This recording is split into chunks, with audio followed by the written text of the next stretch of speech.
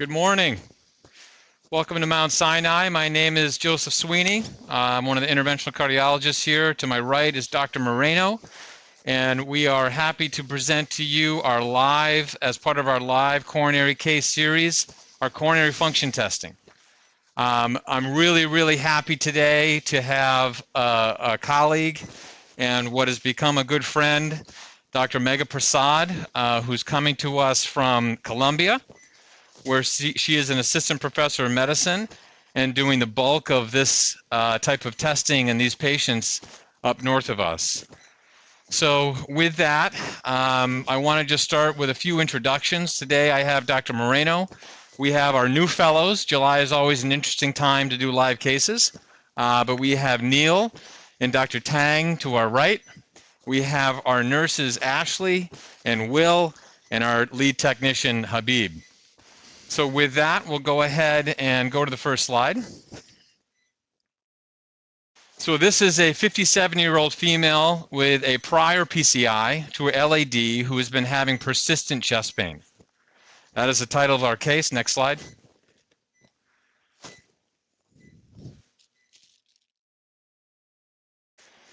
As I mentioned, my name is Dr. Sweeney. This is Dr. Moreno, and Dr. Prasad will be helping us moderate.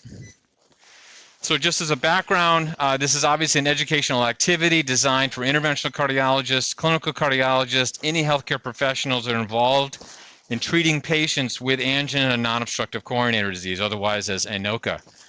And the practice gaps that we have found are really identifying the appropriate patients that should undergo coronary function testing, invasive coronary function testing. And what we really need to do is help review the procedural aspects of performing these procedures. And using the procedures and the data that we get to them help to identify specific endotypes and then use endotype-directed therapy to help treat. So our objectives in these case series are to review the evidence supporting CFT, review the procedural aspects of performing the comprehensive CFT, including the anatomical, the endothelial, and the non-endothelial dependent mechanisms. And then again, apply these results with up-to-date trial data that may come to help treat these patients. This series is supported through Abbott as an educational grant, and we will be talking about off-label use of some of our devices. So with that, I'll start with our case.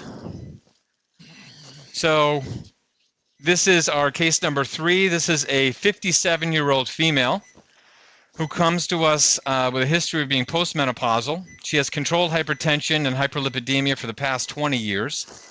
She is a non-insulin dependent diabetic with a decent A1C of 5.7. She works as a bank analyst. She has no illicit drug use or tobacco use. She has a father with hypertension and a mother with a stroke. Her pertinent lab values, her LDL is 102, her creatinine is 0.9, as I mentioned, her A1C is 5.7. Her BMI is 35.2, and her current medications include clopidogrel, metoprolol succinate, evolocumab, ranolazine, semaglutide, and aspirin. So her clinical story is very interesting and is typical for some of these patients. In 2022, she underwent bariatric surgery. Since that time, she's lost about 130 pounds. She had, at that point, she was able to discontinue all of her medications, specifically her cardiovascular medications. And then about a year later, she started developing chest heaviness that had some associated shoulder pain, dizziness with exertion. She sought to see a cardiologist who performed a coronary CT and found an intermediate proximal LAD lesion, a non-calcified lesion, but with a normal CT-FFR. Greater than 0.8. The cardiologist decided to start treating her risk factors with metoprolol, started on ranolazine, but her chest pain symptoms persisted. And in fact, actually referred her to cardiac rehab. And she developed at that point exertional chest pain, in addition, chest pain that was associated with emotion. Cardiologist decided to undergo a cardiac cath, and at that time, this was in August of 24, she had an intermediate proximal LAD stenosis, but the remainder of the coronaries were normal. She underwent an FFR-guided PCI to the proximal LAD at that time. The FFR was 0.76, and she had a 3.5 by 38 millimeter everolimus eluting stent. She improved, but not completely. Her symptoms persisted. She described a 2 out of 3 out of chest pain, 2 out of 10 chest pain, described as a pressure. And she's actually had an ER visit twice, one to rule out an MI and the other one with recurrent chest pain. And during one of the ER visits, she underwent repeat stress testing. So the stress test, she actually exercised for 9 minutes, achieving a Bruce 3, 8.5 METs, 85% of her maximal predicted heart rate. And she did develop chest pain on the treadmill at around 7 minutes with 1.5 millimeter ST segment depressions. But the stress test myocardial perfusion aspect of it was normal. There was no ischemia seen. Despite that, with the persistent symptoms, she underwent a repeat cath in January. And at that time, they found a patent LAD stent. They proceeded to do a IFR, so a non-hyperemic assessment of the LAD and the diagonal branch off the LAD, and both of them were very negative. So she was deemed to have non-obstructive disease in all of her vessels. She continues to have symptoms with hills, exertion, emotional circumstances that seems to go away after approximately 20 minutes of cessation of activity. So given those presentations and that story, the decision was to proceed with a repeat left heart cath and coronary function testing. And that's where we are. So we'll start with our coronary angiogram. So this is the LAO-caudal view. You see circumflex is wide open. There's a ramus with a very non-obstructive osteal lesion in the ramus. But you can see that proximal LAD stent is widely patent on the LAO-caudal view. You see the diagonal. The LAO-ariocaudal view, the circumflex is wide open. The cranial view, there's a less than 30% in the prox LAD, but that mid-LAD stent is maybe a less than 30% at the bifurcation. And the DISTA LAD looks like a healthy vessel. And you hear that diagonal branch with no obstructive lesion in there. Her LV function is normal, if not hyperdynamic. Her end diastolic pressure on this was around 10, and her right coronary artery is completely normal. So with that, Megha, I'll take it over to you to tell me what your thoughts are going into this.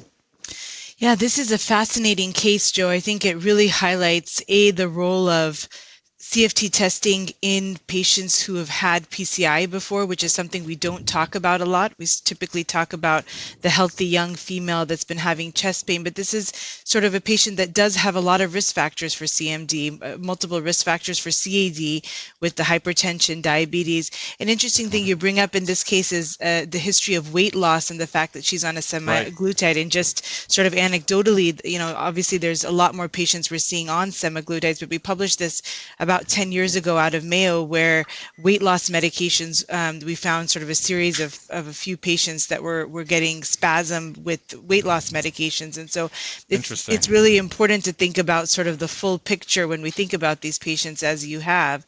And what's specifically nice is that you've got all of the data to support that this patient has no obstructive disease based on really sophisticated physiology across the diag, but also across the LAD. So it really leaves you with thinking about what else is going on to cause the patient's chest pain. And I think, there are times where we don't get the answer, and that at least we're able to tell the patient that it's not your heart. And I think that is a powerful thing to tell patients, but oftentimes we do find something that then we can treat from an endotype standpoint. So I see you're going up with your guide here right now. We are. And we chose to do this from a femoral approach. Her radial arteries were not the most patent. And in a live case, I'd rather have assurance in my access at that point rather than dealing with vasospasm. But we are doing any of our coronary function testing from a radial approach. I'm not sure what your experience is and how you're doing it. Yeah, we're sort of split. It depends on what the patient sort of asks for. I still prefer the femoral approach like you're doing here for those exact same reasons, not needing to give the cocktail, because I skip the cocktail if I go radial, and not having to worry about an added factor that may prevent me from getting a good diagnosis. Yeah. So I try to go femoral if, everything is favorable in that respect. So you've got an angiogram here, looks very similar to previously, where you've got, that 30-40% prox LAD, which is already been FFR'd and then the diag. Exactly, exactly. One thing I do want to talk about before we proceed are two aspects. One is looking at some of the data in patients that have had a prior PCI. And you know, there is some literature out there in the prevalence of microvascular dysfunction after a PCI. And if we can go back to the slide real quickly.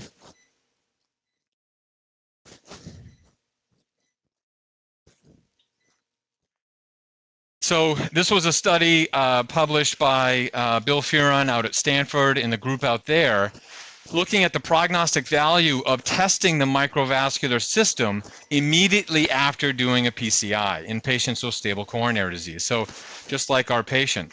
It's a pretty large study, about almost 570 patients, predominantly male, interestingly, 82%, stable coronary disease, and underwent microvascular testing with an IMR immediately after doing the PCI. They looked at their primary endpoint at 4 years of all-cause mortality, any type of MI, whether peri-procedural or spontaneous, and TVR. And what they found out is 25%, about 26%, had an elevated IMR post-PCI. So very interestingly, and the post-PCI IMR that they defined preset of greater than 25 was an independent predictor of long-term MACE. And you can see your curve on the right. Those patients on the red curve had a low IMR, and those patients on the, high IMR, and those patients in the blue curve had a low IMR, looking at your MACE rates on the left. And what's interesting is there was a direct linear correlation between those patients that had a high pre-IMR to those that had a high post. And in this study, 32% of the patients had a high pre-stent IMR. So it brings up an interesting point that with that outcome, should we be testing our patients for microvascular function before we put in a stent or after we put in a stent? And then the question is, what would we do with that information? Do we treat it as a modifiable risk factor, or do we change medications? I'm not sure how to interpret that. I was curious what your thoughts are on that. Yeah, no, this is a fascinating paper and really sort of set the way for several others that came after that sort of looked at the same idea. And we've obviously seen this in the STEMI population as well, where post-PCI elevated IMR is associated with worse outcomes in STEMI patients as well. And, you know, there's therapeutics being designed to sort of target that as well. But I think the bottom line is, we think that obstructive coronary artery disease is very simple. You get an FFR less than 0.8 or an IFR less than 0.9 and you put a stent down, you call it a day and go home. But the interplay between the microcirculation and the epicardial circulation is quite interconnected and not something that we think about every day in the cath lab when we're doing our routine interventions. And so I think, you know, a study that will specifically look at which patients are going to benefit and not would be fascinating, especially as we know that many patients we stent and don't feel better. I liken this to hypertrophic cardiomyopathy, and when patients have a baseline severe diastolic dysfunction, reducing that gradient doesn't always improve their symptoms. So sending them for a myectomy in the setting of severe diastolic dysfunction does not improve symptoms as you would think it would, because the diastolic dysfunction plays such a key role. And so similarly here, I think if the microvascular dysfunction is playing a key role, that resistance is high enough in the microcirculatory vessels, then a stent is not going to solve the resistance, and we need to sort of look further and think about the coronary bed as a whole. It's a great point, and I'm not sure how to interpret it myself either, but I think your thoughts are correct. Can you go back to the slides? What's also interesting is there's some literature on stenting after or vasospasm after stenting. And this was, you know, a very small study, more retrospective and observational than anything. But there's definitely impaired coronary vasomotion and spasm after at least the first generation stents. 100 patients, majority of these stents were actually bare metal, very few DES at that time. But the patients had recurrent chest pain and then underwent provocative testing with methylorganovine. Now, we don't use methylorganovine. I'll go through what we do use. But 13% of those patients had a spastic response proximal or distal to the edge of the DES. And it's very unclear what the etiology was. Obviously, there were some associated factors with stent length, but they thought it was underlying inflammation, is because there was an association between high CRP and a white cell count after the PCI was done. So from a both microvascular dysfunction and vasospastic phenomenon, I think we do see this in patients that get drug-eluting stents. So moving on, how we test for ANOCA here is how most of the centers in the country that are doing this, we have patients that come in with chest pain. We're looking for physiology with non-obstructive disease. We're specifically looking for vasospastic angina, microvascular dysfunction, microvascular spasm, and then also myocardial bridging from an anatomical perspective. And doing that, we use medications. So to test for spasm, we use acetylcholine. We get our acetylcholine from the pharmacy. We have a great relationship with them. They're able to make it for us within 15, 20 minutes, and they can have it for us pretty quickly. And then for the microvascular function, we do the non-endothelial dependent testing with IV adenosine. And we induce hyperemia and then test transit time down the coronary artery. Obviously, if you're concerned or suspicious for a myocardial bridge, it requires imaging with either an IVUS or an OCT. I prefer IVUS. It gives more dynamic information than the OCT does. But going through that paradigm, going through that protocol, we do our endothelial dependent testing first. So we give acetylcholine. We then reverse it with nitroglycerin, and then we give the adenosine to induce hyperemia, and then we test the microvascular system. That is our protocol. I don't know if you have a different protocol, Mega.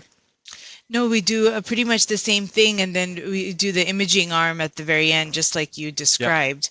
Yep. So that's something that we started doing, more recently in probably the last 3-4 years, where we really try to do the imaging. But this is sort of exactly the same protocol. And that's what's nice is now many of us are doing it the same way, so we're able to share data.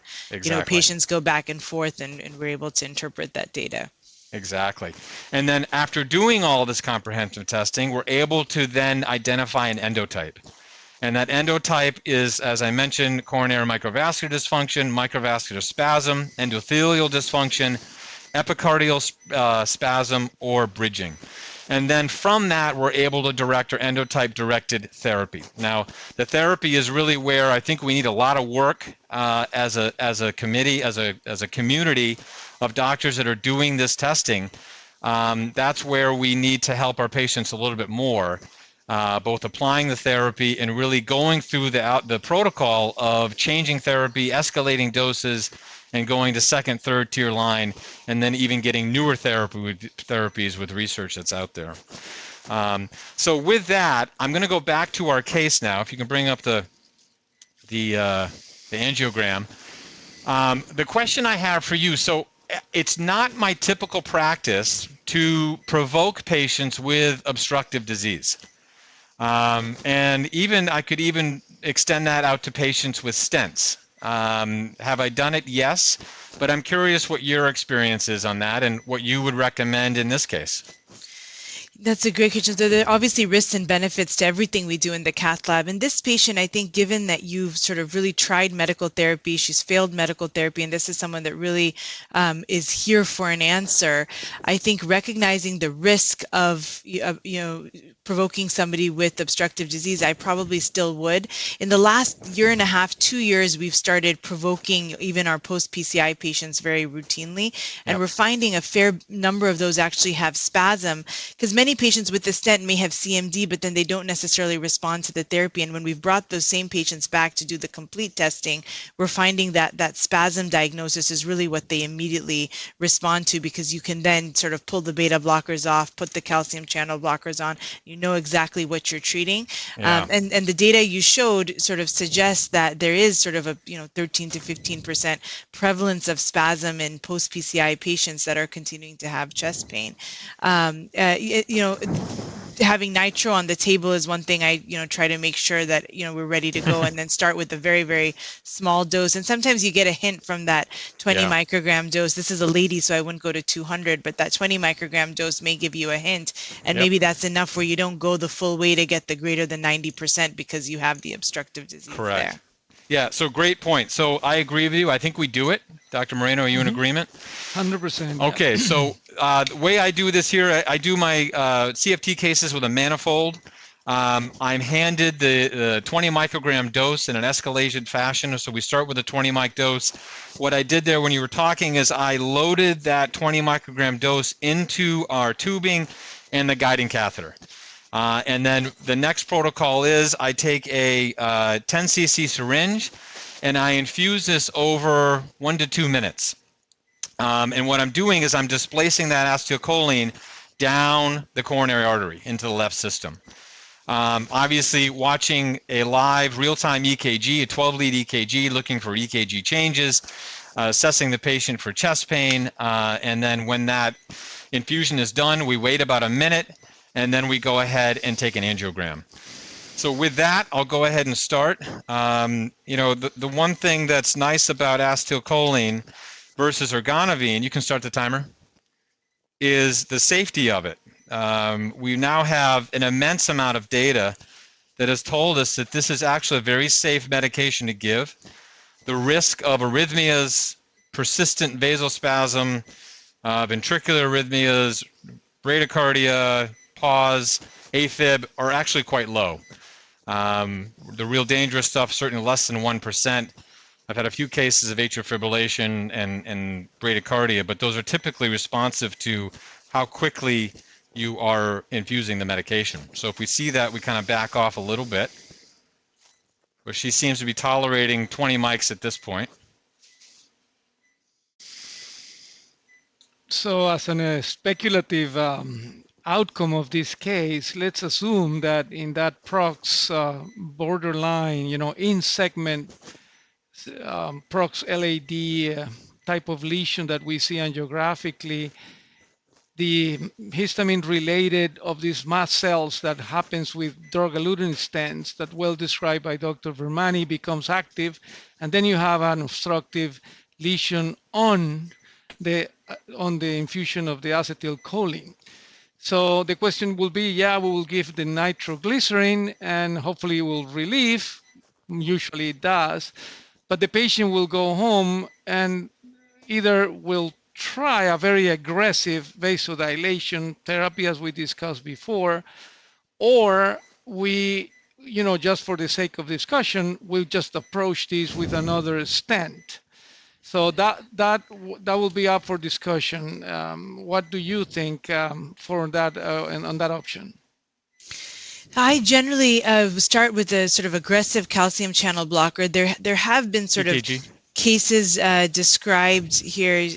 Just looking at your EKG, there have been cases described where the patient has significant spasm, refractory, where stents may help.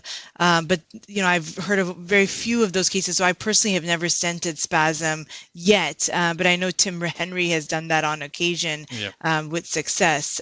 So I think medicines tend to work for these patients.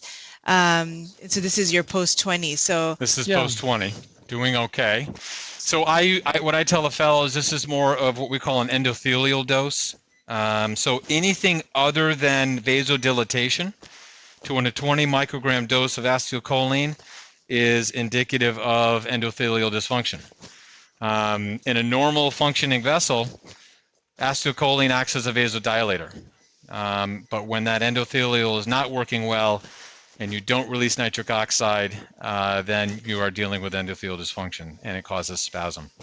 So I think with that, we'll go to our second dose, dose number 2, which is going to be a 100 microgram dose. Let's compare this with the pre-angiographic. It looks pretty much the same, maybe a little vasodilation distal to the stent, but definitely negative with the 20 mics. So this will be now, we escalate to our 100 microgram dose. So again, this is now, we park this into our guide.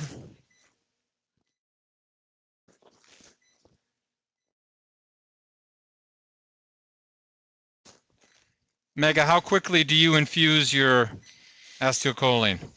So I'm guilty of being less patient with my second dose than my first dose. So my first dose, I try to do over the full 2 minutes. My second dose, I do more over a minute, but ideally over 2 minutes. I think I'm the reverse. Yeah. I go quicker with my first dose than my second.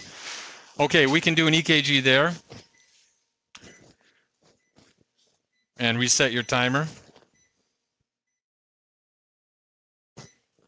And now we're going to go ahead and fuse our. So from just a hygiene perspective, one of the teaching points is when we do this, you have to have nitro on the table. It's akin to how we teach fellows when we do a rotational atherectomy. You have to have a prepped balloon. In the event that you have significant spasm, you need to reach for it quickly, and it's right here. And nitro typically does take care of it. There's some discussion about whether a wire should be placed or not during. I also don't place a wire. Yeah. That's how I was trained. But there are several people that do, several centers that do put a wire down. And so there's arguments to be made either way. The argument for the wire being down is, should you need to balloon a spasm that doesn't respond to nitro, you at least have access to the vessel. And the counter argument is that the idea of spasm against a wire may be worse, or the wire could induce spasm. But how did you decide on this approach, Joe? Yeah, I don't typically put a wire down. I know Olga does put a wire down in all of her cases. She's told me of some pretty significant spasms that she's had. I thought about it, but I agree with you. I think putting a wire down without giving nitro is a little bit tricky. You may induce spasm, at which point then you're going to reverse it with nitro anyway. So I tend not to. In fact, I don't. I don't tend not to. But I'm interested to see that you don't. Most people I talk to don't do it. Yeah, it's just one added thing to worry about is the way I look at it. Yeah, exactly. Mega, do you guys make your own acetylcholine in the lab, or do you contract with pharmacy? We do. So we initially started with contracting with pharmacy, but that delay was sometimes tough because you wait for the order. It used to come. So it's nice that you guys have a system where you get it within 15 to 20 minutes. Yeah. For us, we have it now in our sort of carts ready to go, and we just take it out, mix it sort of there. The nurses are all trained in mixing it. And then once we mix it into sort of a 1 liter bag, we take out 1 cc and 5 cc's, and then we try to do sort of several cases during the day so we don't waste the whole bag. It's less relevant now that there's no longer an acetylcholine shortage, but for a while there we were sort of being quite stingy with our acetylcholine and trying to see how long we could make it last. Yeah, and what's your what do you feel is the activity half-life of the acetylcholine? So I try not to keep it for more than 3 hours, 3 to 4 hours. I know there's people that do longer. Some people put it in the fridge. But now that there's not a shortage, I try to sort of keep it to within 2 to 3 hours. Okay. So there's 100. So it looks like there's some spasm in the distal segment. Yeah. Significant. So yeah, I think you've got the 90%, especially distally. So you don't need to go to the 200 dose, although it's always tempting. And I'll be honest with you, I don't typically use 200 on women. Same. I know Jen Tremel's done the studies on escalating that dose, and I think it was 200 for men, going if the 100 is negative, but I don't go to the 200 in women. Yeah. It's interesting that the spasm is all over. Huh? Look at the circumflex too, and the big diagonal. Yeah. So this is up for discussion also. How do you interpret when you have diffuse spasm? When do you have just focal with the old classical definitions? Well, I think the big question with post-PCI spasm is what came first, the chicken or the egg. So was this spasm that was then stented? Unlikely here, I think, because there did appear to be a focal lesion, and then or did the stent unmask spasm? And so it's always hard to say because without the provocative testing prior to stenting, it's hard to know. But in this case, you know, it seems like there may have, and then you have beautiful recovery after the nitroglycerin. Yeah. I think from the setting of therapy, you know, for the patient's sake, we should treat these spasms aggressively as well. You know, in the old days, we will assume, yes, there's diffuse endothelial dysfunction, but there's no focal. But right now, we are resistant to medical therapy. Approaching this patient with aggressive therapy may be the right way to go. Yeah, and I think a system for how these patients get followed, I think, is so important because we spend a lot of time, you know, fighting, you know, with all the different, you know, things in the lab to try and make sure we have everything to do the perfect testing in the lab. But without a good system post the lab, unless, you know, you're an interventionist that has the time to do sort of clinic and answer these calls and has that system set up, I think partnering with the non-invasive cardiologist or an internal medicine physician or somebody that takes an interest in these patients that can really follow them long-term and do the medication titrations, not dissimilar from, you know, our heart failure colleagues that really take the time to do that. Because I found that, you know, I'll see these patients in clinic, but I don't think I'm able to do the every 2-week follow-ups, you know, to really get them on the appropriate doses. It's a challenge, and I think that's one aspect as a proponent and push for a chest pain center. Absolutely. That's not only able to evaluate these patients before, but also then have those serial visits after for dose titration and the like. So I think that's the other aspect of this. And the advantage of a chest pain center is then you can start getting into some of those other therapies that you may offer these patients. There's lifestyle modification therapies, there's, you know, cognitive behavioral therapy. And so if you can really get a center set up with professionals from a variety of different fields, not just cardiology, you can really set up a way for these patients to get well equipped with sort of a pathway for if this doesn't work, then this, if this doesn't work, then that. And then, of course, with that comes all the different therapy trials that we now are going to have. You know, I think in the next 10 years, we'll have several therapy trials. Right now, we obviously have the reducer trial, and then, you know, that'll continue to pick up. But, you know, with time, I think there'll be additional reducers and additional other therapies and hopefully other medication trials to help address spasm in addition to just CMD. Yeah. So you want to walk us through how you're going to do the CMD part of this? Exactly. So we reverse the acetylcholine. It is gone. It's out of her system. Her coronaries responded appropriately. Now we're going to switch to the non-endothelial dependent assessment. This is going to look at that microvascular system. So we used the CoreFlow system here. This was the system brought to us by Abbott. That is a pressure sensor, temperature sensor wire that allows us to look at coronary flow by transit time down the coronary artery. And we measure how long it takes for us to inject a set controlled amount of saline, in this case 3 cc's or 1 cc, or 3 cc's down the coronary artery from the guide to the distal temperature sensor. So Dr. Moreno has brought the wire up. It's really important that we equalize the wire. So we bring the wire out, we disengage the guide, and then over here we're going to go ahead and equalize. If you can put eyes on, do you see the CoreFlow system, Mega? Yes, I do. Okay, good. So we're at 1, so that means we are equalized. So we'll now go ahead and put the wire down. Now, we generally put the wire down at least 6 centimeters, which in all intents and purposes is just beyond the distal LAD. And you want that proximal segment, so take that curve. So this is a tortuous vessel for sure. And sometimes this wire is a little bit challenging. Sometimes we have to put a run through down, another buddy wire to wire it down. But hopefully this will go pretty easily. There we go. That's good right there. All right, so let's get out of that little diagonal. So we're at least 6 centimeters down. And then what we'll do now is we cine it to document that that's where our wire placement is. we'll go ahead and do an RFR. So this is a resting full cycle ratio. So if you're doing this as a de novo case, the first cut point in doing these cases is non-obstructive disease. So the first thing you want to make sure is that this is not an obstructive lesion. And here we're getting an RFR of 0.91, which is above 0.89. So it is indeed not obstructive from a physiological perspective.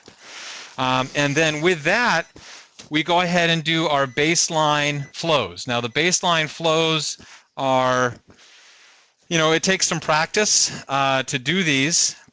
We have it set up where we do it, you want to have consistency when you do the flows, and we'll show you what those look like. But we start with a practice flow just to make sure that we have everything in the system. And I'm injecting that saline very vigorously and forcefully. I'm going to do it again. And it's key to be sure that your guide is properly engaged. Exactly. So that's a better curve. Sometimes you have to get the contrast out. Okay, so there's our first transit time. It takes 1.15 seconds for that saline to go from the guide down to the proximal part of that dark part of the wire. And then we're measuring the temperature. I wait for the temperature to get back to 0, which we're there. And then I repeat it. And it's just like doing a cardiac output. It's probably better to have the same person doing these injections as opposed to a different one, the pre and the post. And then I'm looking for accuracy. So I want these injections to be, I look for 0.1 within 0.1 of each other. And it's very easy to remove the outlier. So let's get rid of the 1.15. And oftentimes it ends up being that first one that we remove. Yeah, exactly. But like Dr. Sweeney is showing, these really forceful injections are something you should not be afraid to do. So you're going to replace the 1.68 here. Yep, we'll take the 1.68. And that having the guide engaged but coaxial is the key to that. So Very you want to important. make sure the saline is there, but you want to make sure it's not roofed into the left main, because you obviously don't want a pressure injection going in the wrong way. And you want to make sure you're starting with the good pressure before you start giving the injections. Exactly. So a little bit of an outlier there. We'll reassess here. So the arguments against this is doing the continuous flow. I think we're okay. Let's just take away the 1.39. Let's try that one. Which we don't do that pretty regularly here, Mega, the continuous continuous saline flow. I don't know if you guys are. We've not been able to secure the device because the MedRad system is sort of more complicated. So just for the audience, that is putting a flow catheter in the coronary artery and infusing saline continuously and measuring the flow instead of the bolus. I think we're good there. I think we take that as a resting transit time of 1.63 seconds. You can start the adenosine. All right, so now we'll go ahead and induce hyperemia. Go ahead. So we're using adenosine at a dose of 140. And we're looking for hyperemia. So we're looking for a drop in the systolic pressure, an increase in the heart rate, a separation of that PDPA, which you see on a slower speed scale. And usually it takes about a minute and a half, 2 minutes. You can start the timer.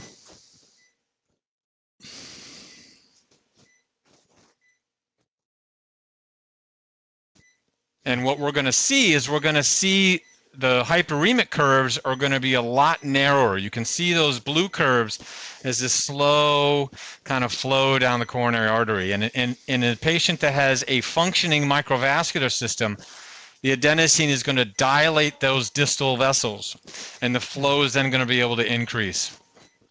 Yeah, she's getting symptomatic now, and we see the systolic blood pressure is coming down. So I think we have hyperemia now. Let's wait a few. We're at...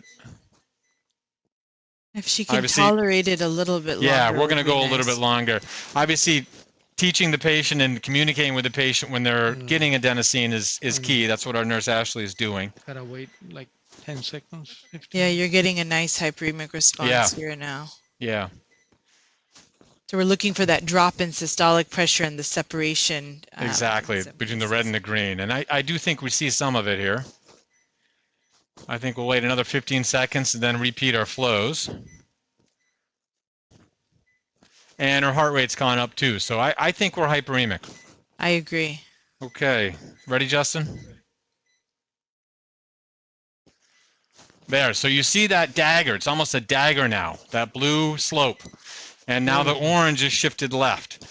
So her transit time went from 1.6 to 0.2, which is remarkable. I'm guessing here she may have a normal microcirculation. Yeah, I think so too. Which again, with spasm is not that uncommon. Oftentimes you can get, it's nice actually when you get spasm or CMD, so you can focus on treating one at a time. All right, we're going to do one more to replace the 0.41. Take the 0.41 out, Justin. Just to get our accuracy. Perfect. I think those are great. So she's actually, go back to that screen and do the FFR. So while we have the wire down, we do the FFR, and our FFR is 0.89. And we'll go ahead and do a pullback to see what the pullback gradient looks like. Yep. With the adenosine running. So here's a step up a little bit. There's going to be a little step up there. And in the proximal segment. And then the proximal segment right there. And then we want to stop here to check for drift. This is a very, very important internal control. We would like to see it back to 1, 0.98, 0.97 is close enough for me. So I think that's a good study. We can stop the adenosine. And we'll bring the wire out and take one last picture here.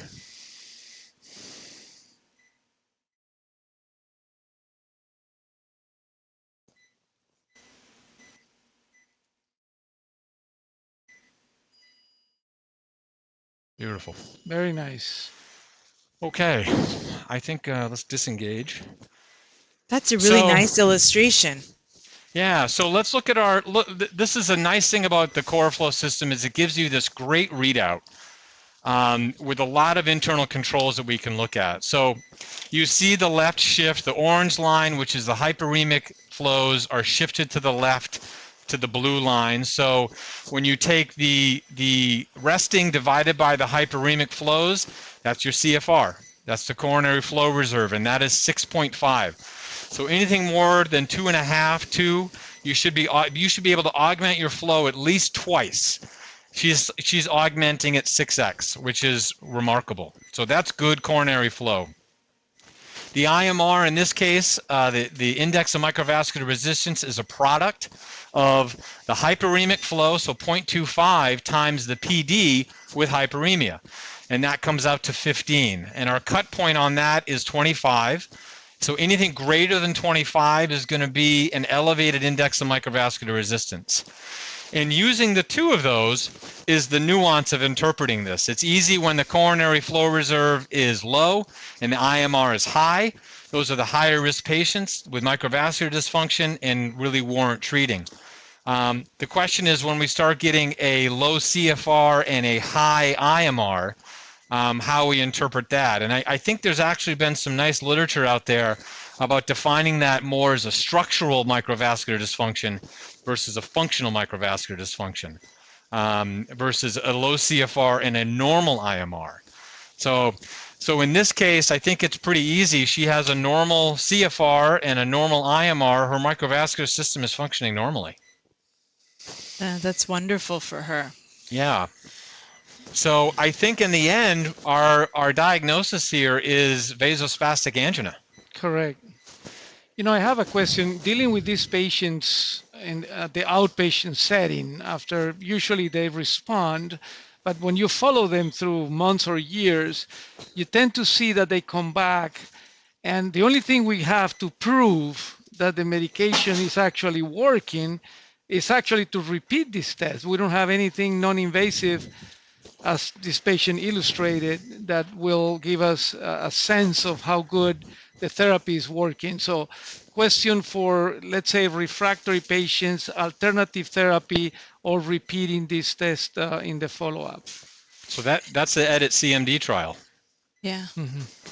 That looked at patients with vasospastic angina and treated appropriately with diltiazem. It did not reduce the angiographic spasm, but it reduced the episodes of spasm. Am I correct with that, Mega? Am I interpreting that correctly? Yeah, exactly. And I think the from a clinical aspect, because there are certain sort of populations they obviously didn't look at it and at CMD. When I bring the patients back, typically we stop the calcium channel blockers for the therapy. Now, if this patient were to come back, which I don't think she will, once you start the therapies, I would do the testing then on the therapies to see, what I'm missing. And I think that sort of helps. Did she have symptoms during the spasm? No. Okay. So that's another great point that I wanted to touch on. We talked about this last time. A lot of us are hanging our hats on 90% vasospasm symptoms and EKG changes, and it's one or none. And I think there's actually a nice study, Nat Smilowitz brought it to my attention at ACC, that it's actually a sequential. If you have one, it's high, you have spasm. If you have two of those of the three, it's higher risk for outcomes. If you have 3 out of 3, even higher. So even having just 1 out of 3 is enough to tell you that this is vasospasm and the event rate is going to be higher. And so in her case, she had angiographic symptoms or significant angiographic spasm. She didn't have symptoms, and we didn't see any EKG changes. So for what that's worth, it's lower risk, but I think it's still there. And you wonder if you've caught it earlier. I don't know if there's a time progression, obviously, with the 3. And so sometimes I wonder if more advanced spasm, you sort of are now getting ischemic from it, and you're now, and obviously I have nothing to support that, but it's just something I've thought about in the back of my mind. But this is someone that, you stented in 2022, 2023. I think this is all sort of very recent. Yeah. So perhaps you're just getting to her earlier and she's going to have a better outcome, because with time we may find out, does treating these patients early prevent some of those outcomes? We've seen that for CMD, that identifying microvascular dysfunction early and treating the risk factors and reducing that IMR may be associated with improved morbidity and mortality, although the data is sort of weak on that. But we haven't looked at it as seriously in spasm, except for that one really nice study that you mentioned that Nat brought up. Yeah. Now, so let's go back to our patient, Mega. Yes. So here she is. She's very symptomatic. She's on an antiplatelet for her prior, she's on DAP for her prior stent, which we should probably be able to come off now. She's completed 6 months. She's on a long-acting metoprolol succinate, ranolazine, semaglutide, and evolocumab. So how would you treat her now? So anecdotally, I would wonder how much she needs the semaglutide to start, but that's just something I would keep in the back of my mind as sort of something that I may want to have a conversation later. I'd start her on something like amlodipine to start, 10 milligrams of amlodipine, and then I'd see how important you think that beta blocker is, because I might peel back that beta blocker, because we now know that this is not CMD. Of course, she has CAD, and so that in and of itself may be a reason to be on the beta blocker, but she's not had an MI per se. So from a purely guideline standpoint, you could pull the beta blocker off. In the post-MI patients, it's tough because you sort of have to leave the beta blocker on because there's more guidelines for that than obviously for vasospasm. But in this case, she's sort of a stable CAD patient. I think you can bring the beta blocker off, or at least reduce it while you get the amlodipine on, and that may give you room to sort of go up on the amlodipine. It didn't seem like she was struggling with blood pressures too much, so you do have room. Yeah. And then with time, if that doesn't work, I would consider looking into the weight loss therapies that she's on. If she's already had the bariatric surgery, I wonder how necessary that semaglutide is. There's not a lot of data on this, but anecdotally, just amongst friends, we've sort of been sharing stories, and we do seem to see it. But the flip side of that is it could be confounded by the fact that more patients are on that now. Yeah, I think the ranolazine is probably something she doesn't need. I agree. There is data with ranolazine in patients with microvascular dysfunction, but only in those patients with a low CFR. It did not have any benefit in those patients with a normal CFR. So I think that's out of the picture for her. She doesn't have microvascular dysfunction, so we can remove the ranolazine. I agree with you stopping the beta blocker and then starting her on a calcium. Now, my preference is actually the non-dihydropyridines first. It sounds like you like the dihydropyridines first, the amlodipine. It depends on what the pulse is and how I think the patient's going to tolerate it. If I think it's somebody that's not going to tolerate it, I tend to start with amlodipine just for less of the heart rate response. But she's already been on a beta blocker, so I think diltiazem makes a lot of sense also. So I go back and forth. So I think diltiazem would be perfectly fine here. Great. And then the other thing to be sort of reassured by is the fact that her CMD testing was quite reassuring in the sense that she's got a good CFR and a good IMR. And while there's some data for adverse outcomes with spasm, and of course she has sort of CAD, so there's adverse outcomes there, but from a CMD standpoint, not having CMD really improves her overall prognosis. So as we look forward, this isn't someone I expect to keep coming back with needing more stents and, having, issues long-term, given that you have all her risk factors under control. So all things considered, I think this is a really happy ending for this patient. Yeah, I agree. Well, fantastic. I'm so thankful for your expertise and your help with this case. I'd love to hear about your current activity in our CMD registries. Can you tell us a little bit about that? Absolutely. So I think, getting all of our groups together to sort of try and put data together in a place where we can then run future trials is really important. I think there's a lot of registry initiatives. We all sort of have our internal registries, and there's some sort of multi-center registries with sort of multiple hospital sites. But I really think starting to focus on things that we haven't focused on before, like patients like this, post-PCI patients, is important. So the registry that we're building out of CRF is going to be looking at post-PCI patients specifically as one of the main areas.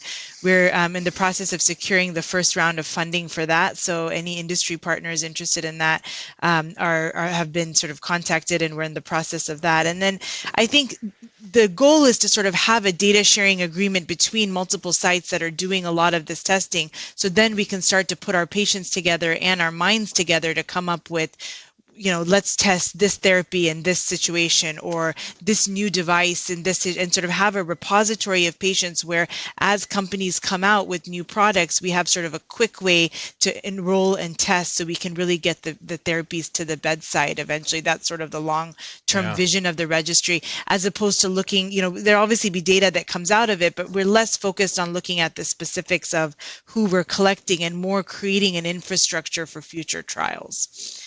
Fantastic. Well, before we end, I have a couple of questions from the audience. To diagnose vasospastic angina, should we fulfill criteria of chest pain, ECG, and angio?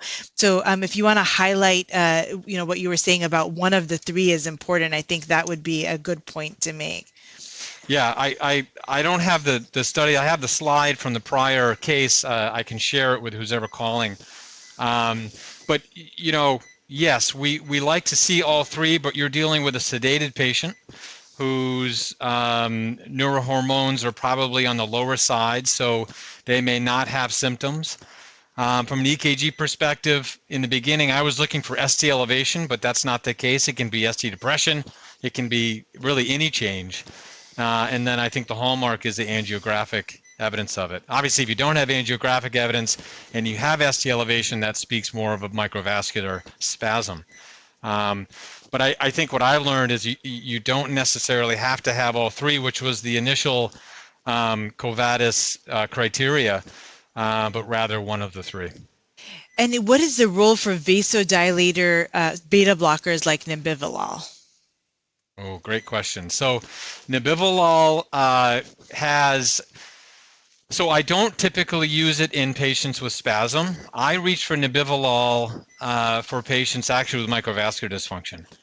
I find that it has a fairly good effect. It's anecdotal. I can't give you data or evidence behind it, but I think it has some beta-3 activity, which allows for nitric oxide increase, synthase increase. So you increase the nitric oxide donation. I don't know what your experience with it is.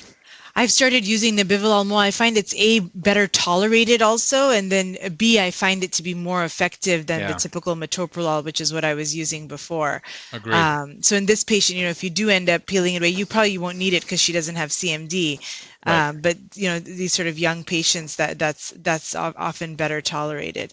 But you really put together an amazing case for everyone to watch today, Dr. Sweeney and Dr. Moreno. This was a fantastic description of post-PCI chest pain, which is something we see frequently and we sort of treat with Imdur, ranolazine without really getting a diagnosis, but bringing these patients to the cath lab, especially when they've proven to be refractory, is important. And, taking that, I know we talked about the role of whether or not we should be doing provocative testing in these patients, but I think, doing that really unmasked the spasm for you and is going to give you a good treatment thing. I'd love to hear how she does. I imagine in a month she's going to be feeling like $1 million. Well, fantastic. Mega, cannot thank you enough. Dr. Moreno, any final comments? Thank you. I think it's a beautiful example how we all should be doing this. There is a huge population out there that really needs help. And it's a call for action in every cath lab, specifically in the, in the teaching hospitals, but also in the private setting to do this testing. Is very safe and it really helps the population. So thank you so much. And I'll put a plug in. We have our next CCC Live for Microvascular in September. I believe we're targeting September 3rd. And we look forward to that case coming up. With that, thank you very much.